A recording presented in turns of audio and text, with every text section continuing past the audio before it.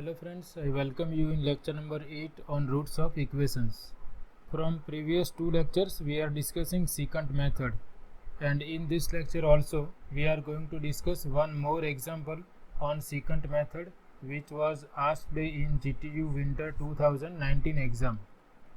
The question is, find the positive solution of the equation fx equal to e raised to minus x equal to 0 by secant method, starting from these two initial approximations to the root given by x0 equal to 0 and x1 equal to 1. We have seen what is the formula of secant method in previous two lectures. We just recall secant method has this formula: n plus 1th approximation to the root can be obtained using nth approximation to the root and n minus 1th approximation to the root, and it is given by xn minus value of function at xn. Here difference of xn and xn minus 1 divided by difference of f of xn and f of xn minus 1. N is starting from 1. N is a natural number. So when I put n equal to 1, I will obtain x2, and here I will have x1 and x0. So using x1 and x0, I will obtain x2. Then using x1 and x2, I will obtain x3. So every time we are going to use the most two recent approximations to find out the next approximation to the root. Here our function is e raised to minus x, and we are given that we have to start with x0 equal to 0 and x1 equal to 1.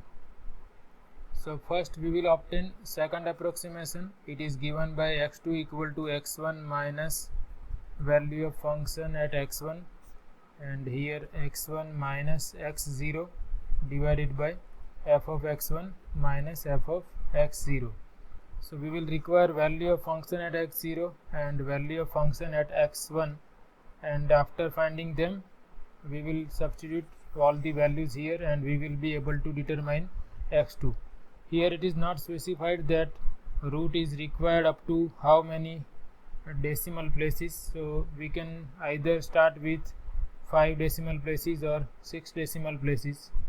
Here I have done all my calculations by fixing my calculator at 6 decimal places. So this is fx equal to e raised to minus x, x0 we have to take as 0, x1 as 1, f of x0 equal to f of 0, that is we put x equal to 0 here, which will give us e raised to 0 minus 0, e raised to 0 is 1, so value of function at 0 is 1. Then we find out f of 1. For that we put x equal to 1 here, and we have e raised to minus 1, and that turns out to be minus 0.632121 using scientific calculator.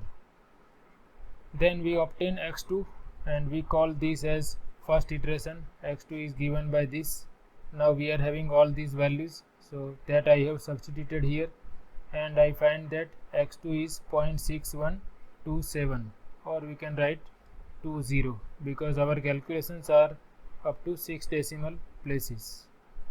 Then we find out value of function at x2, that is we put x equal to x2 here, that is 0.6127, that we substitute here, and we obtain this much value of function at point x2. So now I am having x2 value of function at x2. I am also having x1 and value of function at x1. So using x1 and x2 I obtain x3 using this secant formula. So I have put x2 equal to 0.6127, which I calculate here. F of x2 is substituted as minus 0.070814, and here we have negative sign from the formula, and this is negative, so negative, positive, that I have written directly. Here I have substituted values of x2 and x1. Here value of function at x2 minus value of function at x1. we have calculated all these values, and after doing calculations we find x3 equal to 0.563839. this is x3, not x2, and x2 was 0.6127. so 0.6127, and here we obtain 0.563839. so they do not agree up to any decimal places. So we go further, we find out value of function at x3 by putting x equal to x3 in the formula of function. Here we substitute 0.563839 in place of x, and we find that value of function at x3 is 0.005181. in the next iteration we obtain x4, and for that we use two most recent approximations, which are x3 and x2, and we have this formula: x4 equal to x3 minus f of x3 minus x2 divided by f of x3 minus f of x2. and I put all these values in this formula, and I find that x4 is 0.567170 and x3 was 0.563839. so they agree up to one decimal place. And then we find out value of function at x4, that is minus 0.000042, and using x4 and x3 we obtain x5 using secant formula. So these are all calculations. I have calculated all these values and substitute in this formula, and I obtain that x5 is 0.567143 and x4 is 0.567170. let me write x4 here, 0.567170, that is x4, and we find x5 equal to 0.567143. so these two agree up to 6 decimal places, 0.567, 0.567, because if we round off this is going to be 2. so we find out value of function at x5, and that turns out to be 0. so once we obtain that value of function at any approximation is 0, that means our root is correct up to 6 decimal places. If you find out x6, then x6 will be x5 minus f of x5 times x5 minus x4 divided by f of x5 minus f of x4. Now f of x5 is 0, so this term is going to be 0.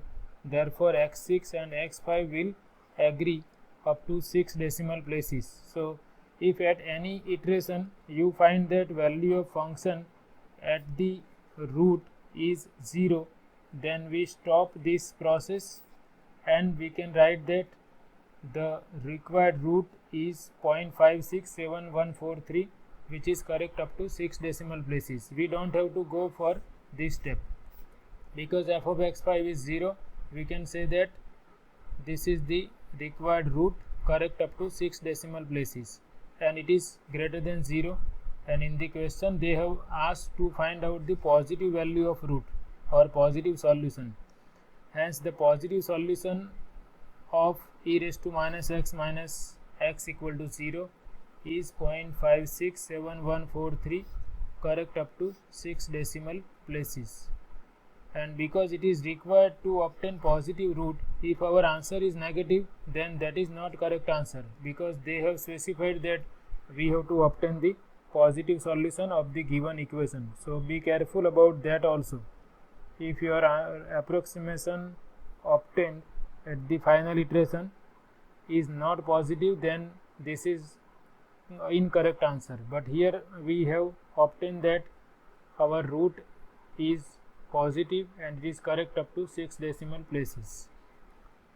So here we have obtained the positive solution of this equation correct up to 6 decimal places, and this equation I can rewrite in this way also: e raised to minus x equal to x, and this I can rewrite as 1 divided by e raised to x equal to x, and therefore if I transfer this on this side, I will have x into e raised to x equal to 1. So sometimes they ask that find the positive solution of x into e raised to x equal to 1. Then that equation is equivalent to this equation. This is another representation of this equation. So sometimes they ask for this equation also, or this form of equation also, that find the positive solution of this equation correct up to this much decimal places.